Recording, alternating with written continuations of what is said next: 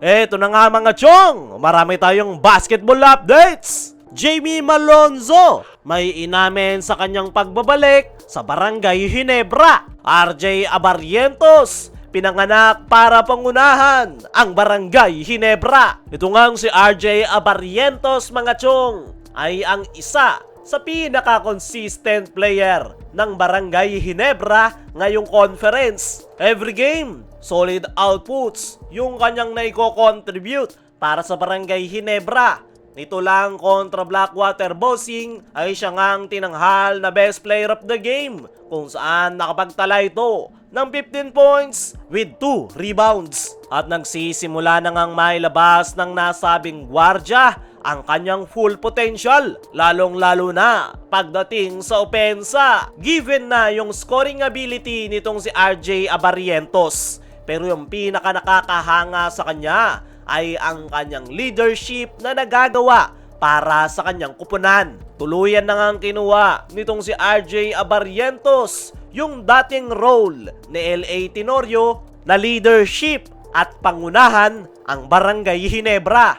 Dahil nga sa hindi na nakapaglalaro at hindi na nabibigyan ng playing time ni Coach Tim si LA Tenorio, ay ito na ngang si RJ Abarrientos yung kanilang sinasandalan bilang solid point guard. At sa ipinapakita ni RJ ay kayang-kaya nga nitong pangunahan ang Barangay Ginebra. Fit na fit nga yung kanyang skills at talent sa triangle offense kung saan kaya nitong pumutos kung kinakailangan. Pero ang pinaka first priority nga nito ay mag-set up at i-involve ang kanyang mga teammates. Ang nakakahanga pa nga dito kay RJ Abarrientos ay isa pa lang itong rookie. Isa't kalahating conference pa lang itong nakapaglalaro para sa Barangay Ginebra. Pero kung maglaro ay akala mo napakatagal na niyang naglalaro under Coach Tim Cone. At nang dahil nga yan sa kanyang napakataas na kumpiyansa at mukha ngang tinadhana at ipinanganak lang itong si RJ Abarrientos para pangunahan ang Barangay Ginebra, which is kanya nang ginagawa ngayon sa pangalawang komperensya na kanyang paglalaro dito sa PBA. Ay nga mismo kay RJ Abarrientos sa press con interview ay ang pagkakapanalo nga raw nila sa Blackwater Bossing ay ang kanilang stepping stone papunta ng PBA playoffs. Masaya at sobrang saya niya nga raw na unti-unti nang nakukumpleto ang kanilang kupunan ngayong nagbabalik na yung mga injured players. Para kay RJ, mas maraming magbabalik sa kanilang kupunan ay mas better at hindi nga raw ito nababahala na mabawasan yung kanyang playing time dahil kayang-kaya naman daw niyang mag-adjust. At yan nga raw yung kanyang advantage. Kaya every time na may makakasama siyang bago ay madali siyang nakakapag-blend para sa ikakaayos ng kanilang kupunan. Ayon pa kay RJ Abarrientos ay bukod sa offense at defense ay ang pinaka-pinagtutuunan niya nga raw ngayon ng pansin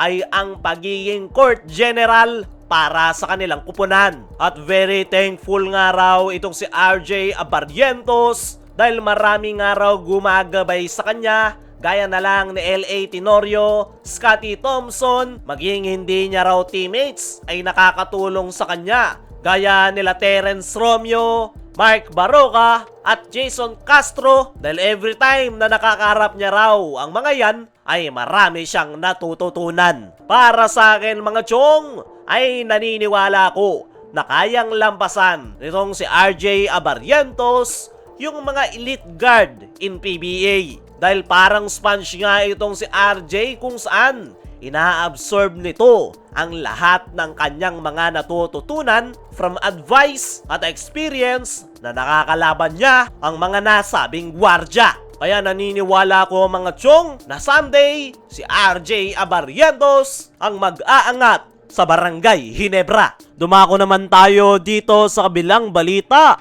Jamie Malonzo may inamin sa kanyang pagbabalik sa Barangay Ginebra. Nitong mga nakalipas na araw ay back in action na itong si Malonzo kung saan ay nakapaglaro na nga ito kontra Blackwater Bossing. Marami nga ang nakapansin na wala pa sa kondisyon ng laro nitong si Jamie Malonzo na medyo bumagal at hindi pa masyadong makasabay at expected na talaga yan dahil 9 na buwan nga itong hindi nakapaglaro dahil sa kanyang natamong injury at nasa adjustment period pa rin ang nasabing forward.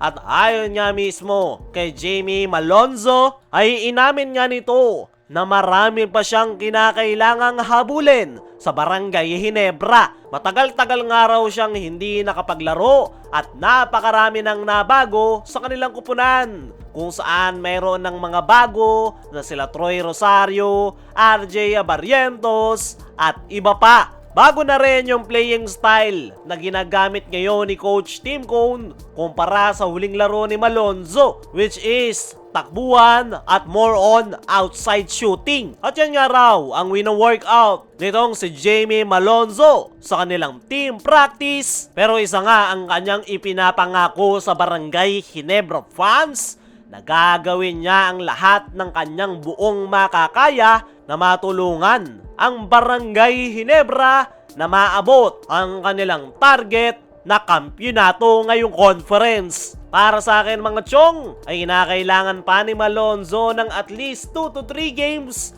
bago nito may balik yung kanyang redeem. At once nga na magawa niya yan ay paniguradong malaki ang kanyang magiging impact. Kaya mga chong, ano ang masasabi nyo sa inamin ni Jamie Malonzo? Ano rin yung masasabi nyo na pinanganak si RJ Abarrientos para pangunahan ang Barangay Ginebra? I-comment mo lang dyan sa ibaba.